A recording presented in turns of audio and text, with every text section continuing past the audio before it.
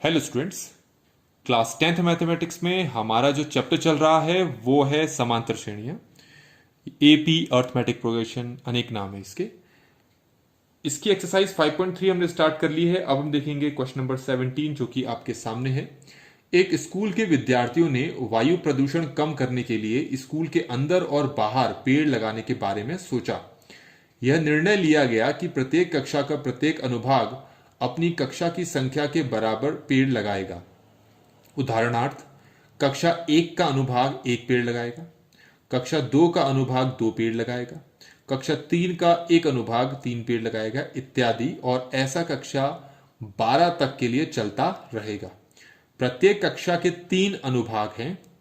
इस स्कूल के विद्यार्थियों द्वारा लगाए गए कुल पेड़ों की संख्या कितनी होगी? ठीक है, तो आप इसको ऐसे देखें, जो कक्षा 1 है वो 1 पेड़ लगाएगी, कक्षा 2 2 पेड़ लगाएगी, कक्षा 3 3 पेड़ लगाएगी, कक्षा 4 ऐसे करते करते कक्षा 12 12 पेड़ लगाएगी। क्योंकि कक्षा 1 के 3 अनुभाग हैं, इसके भी 3 अनुभाग हैं, इसके भी 3 मतलब 3 सेक्शन है हर एक के। तो कक्षा 1 के अगर 3 अनुभाग हैं और तीनों की तीनों सेक्शन एक एक पेड़ लगाते हैं तो कुल पेड़ कितने लगेंगे? 3। तो मतलब ये वाला अनुभाग 3 पेड़ लगाएगा, पहली कक्षा वाला। इसको आप ऐसे समझें, कक्षा 1 के कितने सेक्शन हैं? 3।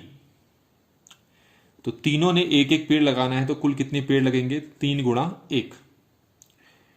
कक्षा 2 जो है वो 2 पेड़ लगाएगा, तो 3 सेक्शन है तो 2 2 2 कुल कितने पेड़ लगेंगे? 6। इसको ऐसे निकालते हम, 3 गुणा 2, 3 सेक्शन और हर सेक्शन 2 पेड़ लगाएगा। ऐसे ही कक्षा 3 जो है वो 3 पेड़ लगाएगा, पर उसके भी 3 सेक्शन है तो 3 गुणा 3। कक्षा जो 4 है वो 4 पेड़ लगाएगा, लेकिन उसके भी 3 सेक्शन है तो कुल कितने हो जाएंगे? 12। मतलब ऐसे ही अगर कक्षा 12 है तो कक्षा 12 कितने पेड़ लगाएंगे? इसके 3 सेक्शन है तो 12 12 12, हर सेक्शन 12 12 पेड़ लगाएगी। तो इस तरह से कुल कितने हो जाएंगे? 36। तो ये हमारे पास एपी बन गया, लेकिन प्रॉपर नहीं बना। तो हम क्या करते हैं, इस एपी को आगे 3 से गुणा कर देते हैं। 3 से गुणा कर रहे हैं क्योंकि हर क्लास के 3 सेक्शंस हैं, तो जितने वो पेड़ लगाने, हर सेक्शन जितना पेड़ लगाएगा उसको 3 से गुणा कर देंगे, तो हर क्लास उतने पेड़ लगाएगी, और उन सभी को जोड़ देंगे तो पूरा स्कूल उतना पेड़ लगाएगा, ये मतलब है। तो हमें पता है कि ये तो हमारे पास एक समांतर श्रेणी बन गया है, और जितना इसका उत्तर आएगा उसे हम 3 से गुणा करेंगे। इस समांतर श्रेणी का प्रथम पद कितना है? 1। यहां लिख देता हूं मैं, प्रथम पद कितना है? 1। डी 12 में से 1 घटाएंगे तो कितना आएगा? 1। और कुल पद कितने हैं? ये 12, तो n 12 आएगा। इसका मतलब आपको 12 पदों का योग निकालना है, मतलब आपको S12 निकालना है। ठीक है, तो S12 निकालने के लिए आपको Sn का फॉर्मूला अप्लाई करना पड़ेगा, जो आपको पता है। तो 3 मल्टीप्लाई मैं इसकी जगह लिख लेता हूं S12। ठीक हो गया। और S12 का फॉर्मूला होता है 12/2 मल्टीप्लाई 2a होता है ना, पर a यहां पर हमारे पास कितना है? 1।